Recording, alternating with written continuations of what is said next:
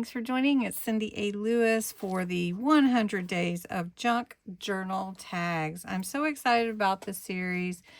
Bexx from Black Whisper Crafts is joining me. She is so fun to work with and makes beautiful creations. So I hope you'll check her out for her 100 Days of Junk Journal Tags today.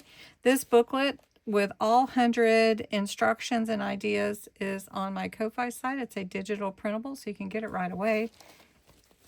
We are on day 40, if you can believe it, 40 days of making tags, and we're making a shaker tag. This is a really fun one. You can put it into your journal directly.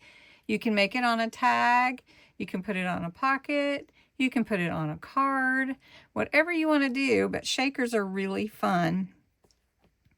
The instructions call for acetate along with your tag base. But today I'm actually going to upcycle some wrapping and packaging that I received, and I thought you might like to see that. So we're going to do that, and then we have some sequins, some foam tape, and my scissors. So I have my tag base, so I'm going to show you. It says to cut a window out of your tag base, but I'm actually going to use the base.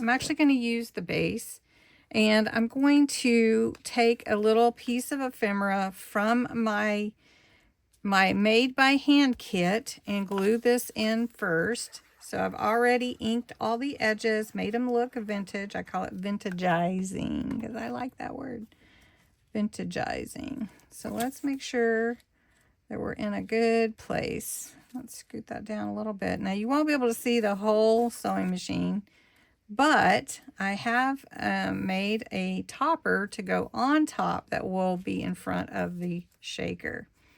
This is just a piece from my kit also, and I wanted a 2-inch circle, and I thought, well, maybe nobody else, you know, has a MIDI or a Gemini or a diamond press cutting machine.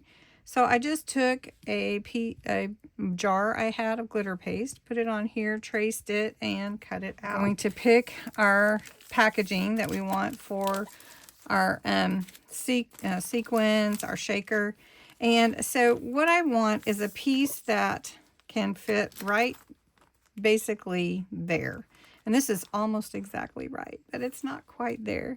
So we're going to just take one that's like this, and we're going to glue it together. So we're going to cut it out to be just about the same size. Two sides are already sealed, but we want a little bit bigger space. So we're just going to use some of these sequins. I think about half is good.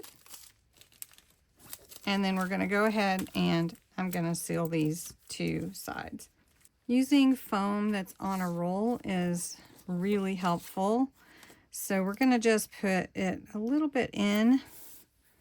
And you can turn it, but since I'm not putting my sequins loose, I'm just going to put it, I'm going to cut it. Let's just see. Let's just try it out. I think it's good. Okay, so I've laid my shaker on here. Now I'm going to just take my glue and I can just glue it directly onto my tag and embellish. And I've got a little flower to go on here, and it's really pretty. I'm going to let that hang off. I've got a couple of stickers. Okay, I've added my stickers. I think I might add some lace at the top. And then I have a little word phrase, paper and stitch. I was thinking about adding it there, but I think I might add it at the bottom. And then we're going to add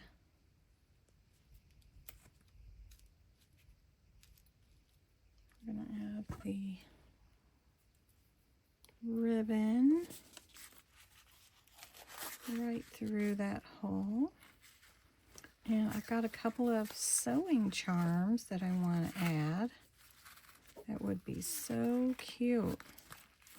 So I've got scissors and a sewing machine. So we'll put the scissors on let's see, put the machine on first. And then put the scissors, and they'll both hang, which will be cute, from the ribbon up here. So there you go. Make your little shaker. I hope you enjoyed it, and you will try to make a shaker card. You can upcycle some of your materials too, and that will be great. So have a great day. Thanks so much for watching.